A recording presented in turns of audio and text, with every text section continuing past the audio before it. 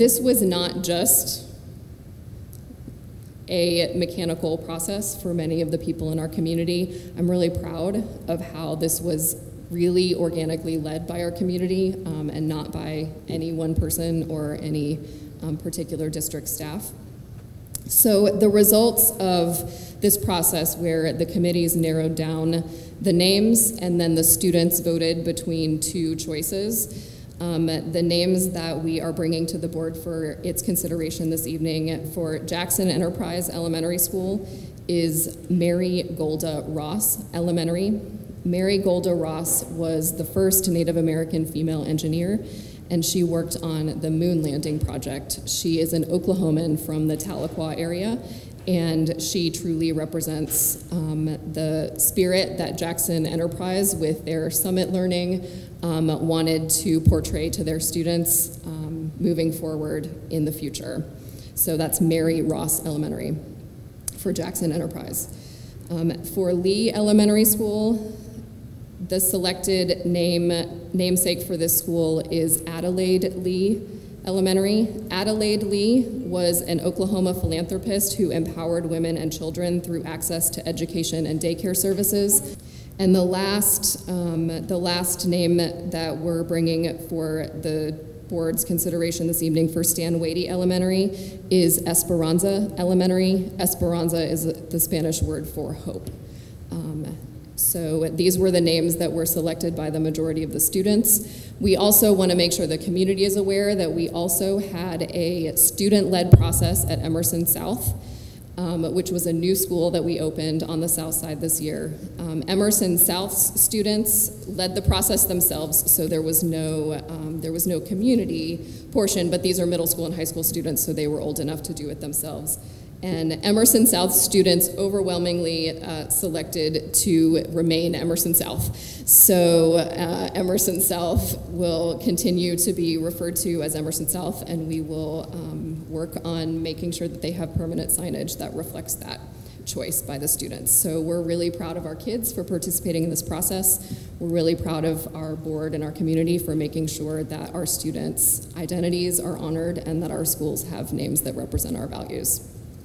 Thank you. That brings us to 7.04, approve the school name recommendations for Jackson, Lee, and Stan Wadey Elementary. The motion would be to, I believe it is Stan Wadey would become Esperanza, is the recommendation. Lee would become Adelaide Lee.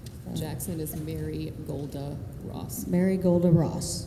So that would be the motion. Thank you, Madam Chair. I just wanted to make sure that was clear what the motion was. Thank you. Is there a second for that motion? Second. Okay, now there's discussion. Yeah. Madam Superintendent, regarding Stan Wadey, according to the survey, and this is on all of them, Lee, Jackson, and Wadey, that the #1 person was the actual name of the actual Confederate general, but then after that, there were several different names, correct? We had hundreds of names that were submitted as suggestions for the renaming through the community survey that went out to the public. My question was, the top name was always the same Confederate general.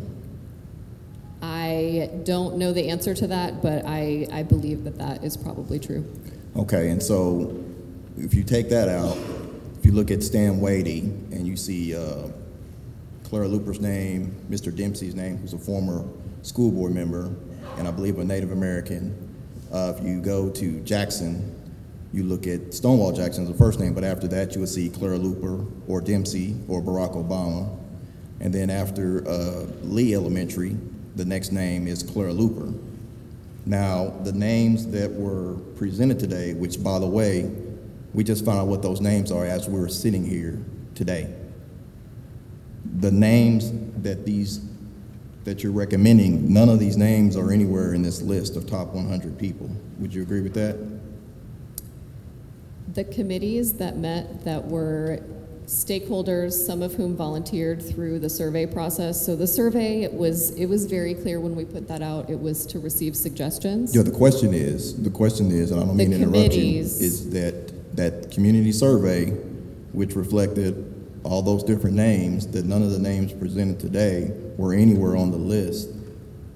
regarding those surveys? Because some of these surveys had like 200 names. So Ms. Ross's name and Ms. Lee's name were on the survey. I don't know what position they were on it, but the survey was not a vote, it was suggestions, and it was not scientific. Someone could have taken it as many times as they wanted to. Okay, so as I'm looking at Lee, and I'm going down the list, and you know, I don't see it. So her name, like Adeline, she came in at number 47. So none of these people's names that were recommended are on the top of the list. You would agree with that, right? I want to ask a question, just to clarify.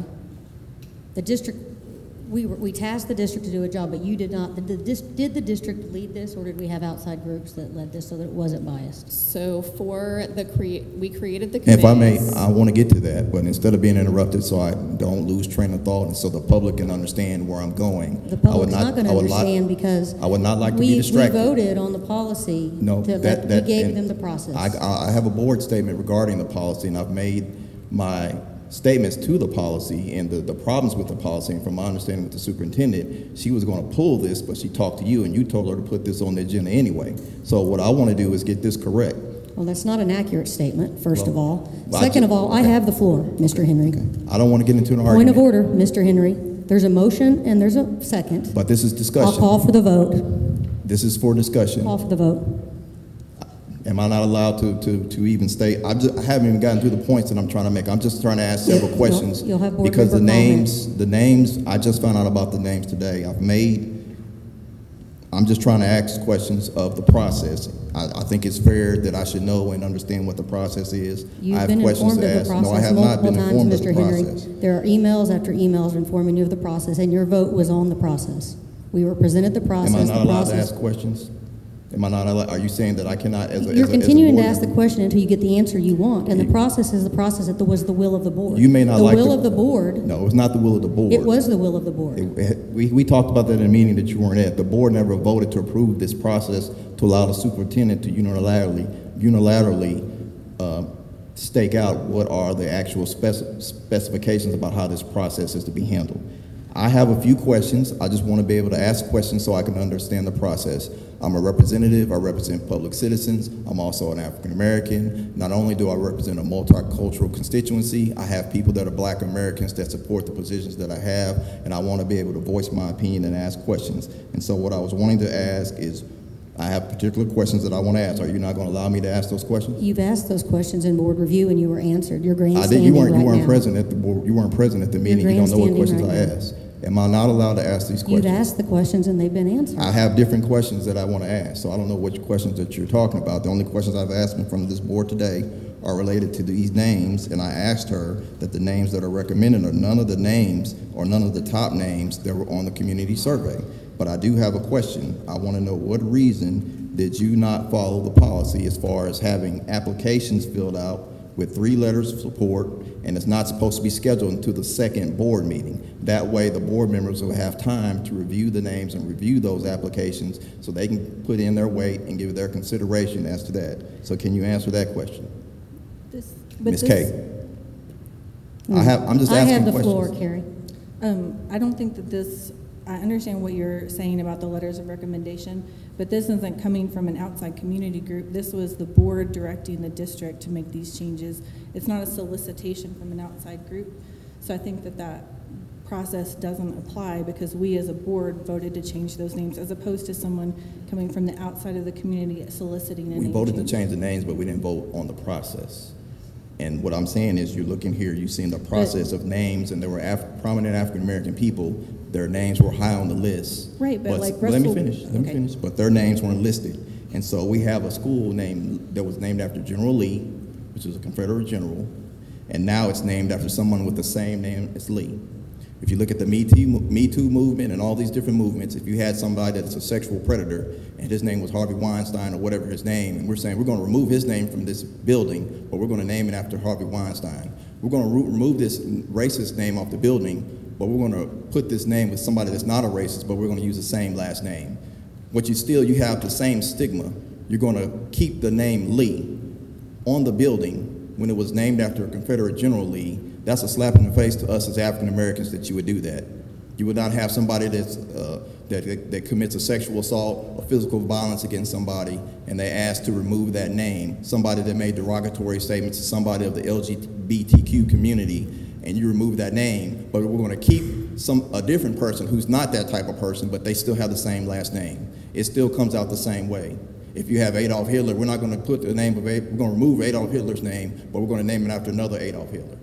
Not another Adolf Hitler, we're going to name him after another person with the last name Hitler. It's offensive to us as black Americans to have the name Lee remain on that building when the whole purpose was to remove that name. What does it say to that child that is in that building and they see that the same name is on that building? And we did not get this information until today. We did not know who the final names were until we were up here today. And what reason is that? So I just wanted to ask a few questions. I do have board comments that I wanted to make in regards to this. But I just think that the process is not fair. But however it goes, at the end of the day, the names were removed. We were successful in removing those names, even though the district did not want to necessarily have that done in the fashion that it was done. So I don't understand why I cannot ask the questions that I want to ask. It's a fair process. It's a public process. I should be able to ask the superintendent what the process is, because I don't know what the process was and how we came to those names.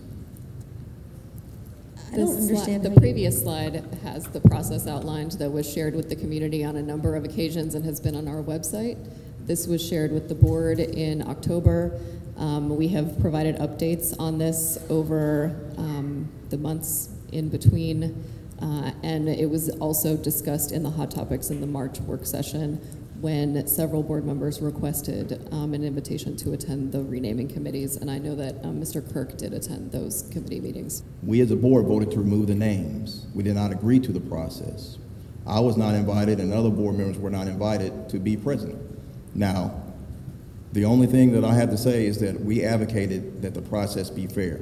So if I was there at that board meeting, I may advocate for an African American to have one of those schools named after them. But if they chose not to, I would not have a problem with that as long as the process was fair. Because I've said that it could be Hispanic Americans, Asian Americans, Native Americans, European Americans. It could be named after anybody, but the process has to be fair. The process that was in place came before you started as a superintendent, and it's not a fair process. And so we did not vote to have this process done. Had the process be done accordingly, I would have the information before today to decide about whether or not to make an informed decision about these names. But all the top names, Claire-Luper and all these names that were on these lists, none of these people are named, none of these schools are named after none of these people.